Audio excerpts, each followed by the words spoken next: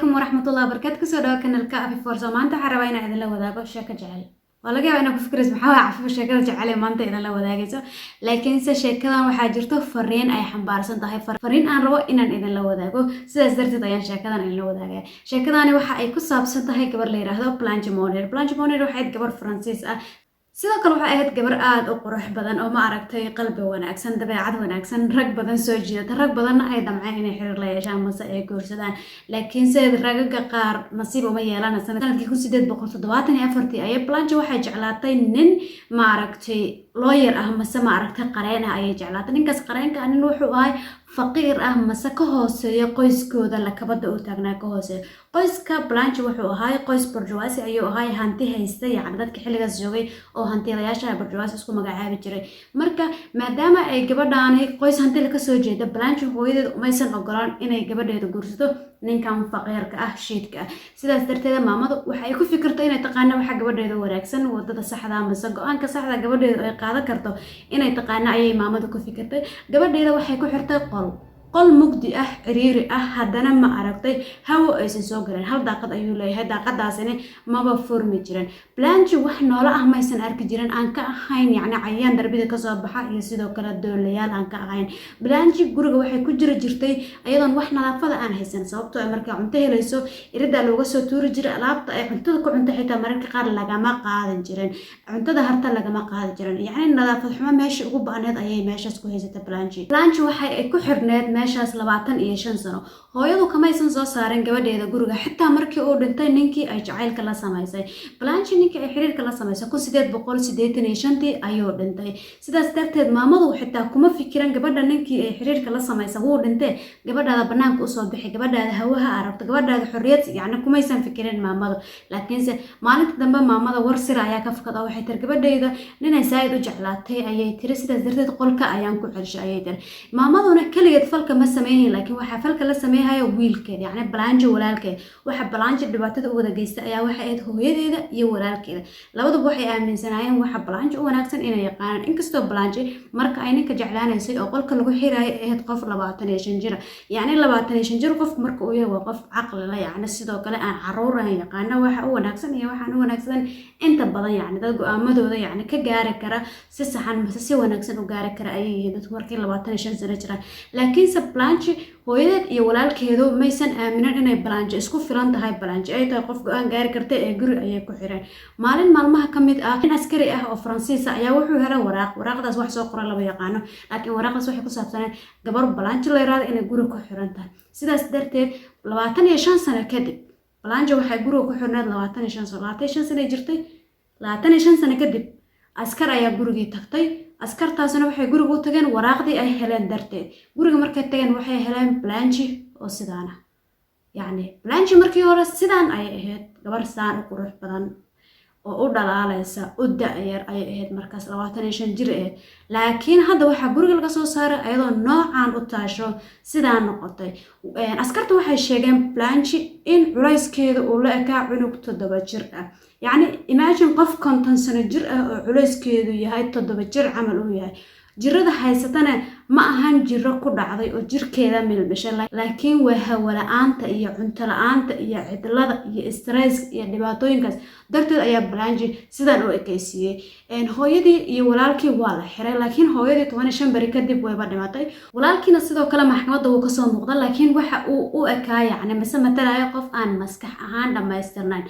Blanche wixii intaas ka dambeeyay waxa ay ku nooleed nolol yacni ay dhimarka ka jiran tahay caafimaad maysan haysan sababtoo ay 25 sano ay guriga ku xirneed nolosheedii dambe ma aragto oo dhan waxa ay ku dhamaysatay caafimaad la'aantaas maskaxda caafimaadkeeda ayaa ka halaysnaa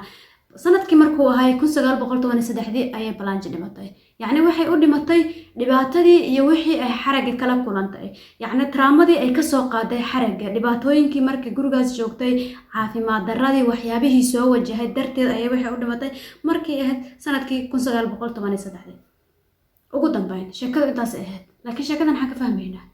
yacni fariinta aan sheekadan rabo inaan ku gudbiyo waxay tahay waalidka hadda jira ah mase waalidka biri ah noqo يعني waxaan ka wadaa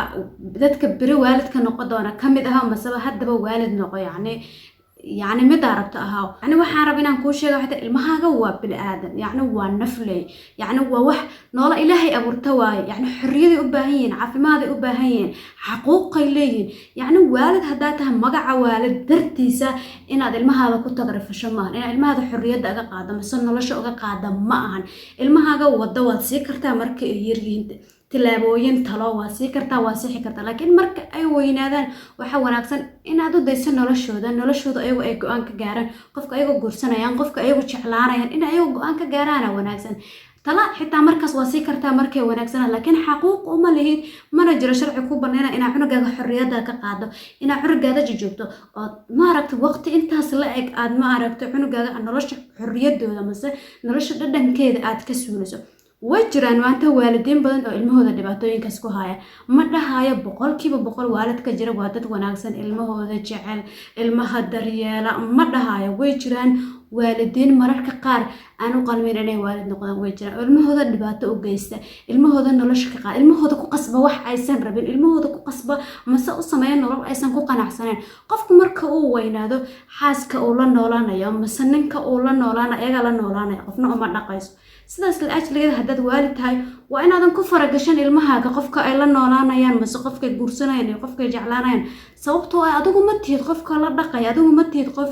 qofkaas dabeecadiisa wanaagsan dabeecadiisa xun la macaamilay adigu ma tihid sidaas darteed inaad u ogolaato ilmahaaga qofka ay ayagu rabaan mase dareen ku siinayo inay guursadaan mase ay jeclaadaan يعني قفك بلادك مرو إسحكمين كرا جرا يمرو صن إسحكمين كرن وحجر قفك مرأة دريم كرت يمرأة دريم كرن ما دريم كرنا ما نقياسي كرنا قفك له قف انتو جعليه قفك له يعني معها واحد دريم كرنا ما نهي كرنا قفك زفع عنا ما جعلت يقفك سواجعش يقفك كذا ما نهي كرنا صوته درين كودا جودها مؤجن صوته مؤجن يعني غيروين كودا يوح أي حنبارسين يعني مؤجن سيدا درتد والد مركاتاي مقع والد وإن هذا كفايديس مقع والد درتيسا وإن هذا المهاجة كل بعطين المهاجة والد وقطها لكن ولا ألوى بالآدن إلهي كرامة بالآدن إلهي احترامه بالآدن حشمه احترام أباه المهاجة أنا سيدا أدرس كأو احترامته سيدا دتك أصحاب تدا أدو احترامته إنا أو احترامته أو حشمه أي كان بدين نلش المهاجة أنا إنا تقلقل جلسه واحد حقوق ولا ده هنا معهن ولا جاي أبا المهاجة هذا الحن إنا يسن كلهين لكن مركا يسن هذا الحن المهاجة كلهين معنى هذا معهن قيبت هذا الكحوم هذا إنا كم غنتا معنى هذا معنى هذا معهن هذا الكحوم إنا يسن كرين معنى هذا معهن إنا يسن وحبة دريمن هذا الحن ويكله كنا وحكستنا ويكله كنا لكن صوت يسكونه متى واحترام يوحي إسكليهن واجبك إلى هذه سارة آيات هذه يعني والدكينا أفهرهن بالفلية أي إسليهن سداس ترتد المهاجة سداس كو احترامه سداس كو وناجينيا إسكو دينا وناجيسو احترامته وناجا وحال فرا مركز المها اللي هذا احترام والدكينا واحد صمي لكن والدكنا إن المهذا احترامان سيد بلادنك ولا رقمان حق ما لهدين المها جورو كحرت هذا أرق جبرتان لو تاني 5 سنة جورو كجرتها يعني ويجران دتكم النام بدن nolol ma aragtay laga qaribo hadda ma aragto qofa waxay rabtaa inay qof kala guursato ama qofa waxay rabtaa inay wax kala sameeyso waalid faragashanayo badan jiro dadkii mise gabadhii mise wiilkii xiraya xabsi geenayo waxyaabo ma aragto xorriyad ka qaaday u sameynayo qofku haduu jiran yahay la macaamil la tacaal isku day inaad hormariso caafimaadkiisa isku day inaad hormariso dabiibkiisa inaad ka qayb qaadato laakiin se cunugaaga meesha dabiibkiisa ka qayb qaadalayn dhibaatada mise xorriyad la'aantiisa ha ka qayb qaadan muuqaalkeygana maanta intaas ku saabsan yahay waalidka hadda jira iyo waalidka birraba fariintayda inay gaarto aan rajaynaa waalidkaagu ilmahaagu waa bilaadan waa nafle sida aad u nooshahay u neefsadaan sida ixtiraam rabta ixtiraam rabaan ilmahaaga sida aad adiga jeclaaleed in lagula dhaqmo oo la dhaqan waa ku mahadsan tahay daawashada muuqaalka salaamu calaykum waraxmatullaahi wabarakaatu